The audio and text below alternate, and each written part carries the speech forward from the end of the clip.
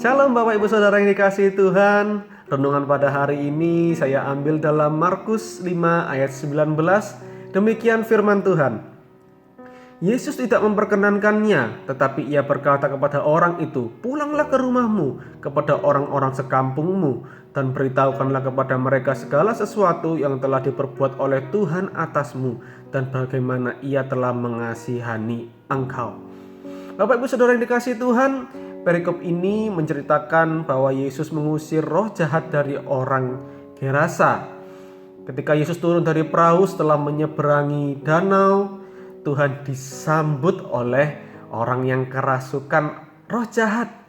Orang ini siang dan malam berjalan mengelilingi kuburan sambil berteriak-teriak dan memukuli dirinya dengan batu.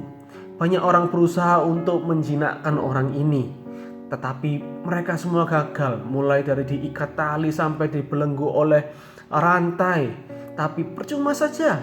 Singkat cerita, akhirnya Yesus pun mengusir roh jahat ini dan memindahkannya kepada sekumpulan babi.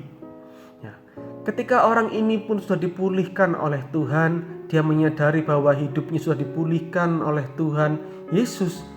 Dia pun meminta untuk dirinya mengikuti Yesus. Tapi apa yang terjadi? Tuhan pun menolaknya. Kenapa Tuhan tidak mengizinkan?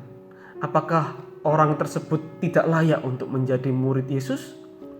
Saya percaya bukan itu alasannya.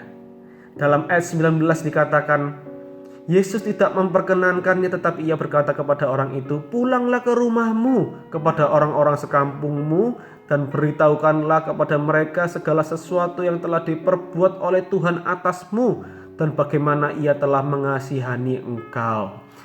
Ternyata rencana Tuhan adalah Yesus ingin dia menjadi saksinya. Yesus ingin orang kerasukan setan itu bersaksi akan kebaikan Tuhan dalam hidupnya.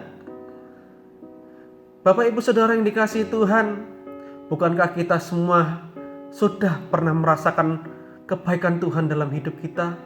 Bukankah pertolongan Tuhan yang ajaib begitu luar biasa dalam hidup kita? Bukankah kita sudah merasakan kebaikan-kebaikan Tuhan dalam hidup kita? Posisi kita saat ini sama dengan orang yang kerasukan setan tersebut, bahwa kita sama-sama sudah merasakan kebaikan Tuhan. Oleh sebab itu pesan Tuhan pada hari ini pun sama dengan orang yang kerasukan roh jahat tadi, bahwa kita harus menjadi saksi Yesus, bahwa kita diperintahkan oleh Tuhan untuk mewartakan kebaikannya kepada orang-orang di sekitar kita. Dengan kita bersaksi, dengan kita mewartakan kebaikan Tuhan, hidup kita ini menjadi berkat untuk orang lain, dan nama Tuhan dipermuliakan. Kita tidak tahu, mungkin orang yang mendengarkan kesaksian kita sedang mengalami problem yang sama dengan kita, sedang mengalami kesulitan dalam hidupnya. Tapi ketika mendengarkan kesaksian dari kita, imannya kembali diperkuat, imannya kembali kuat, pengharapan akan mujizat Tuhan itu pun kembali bangkit.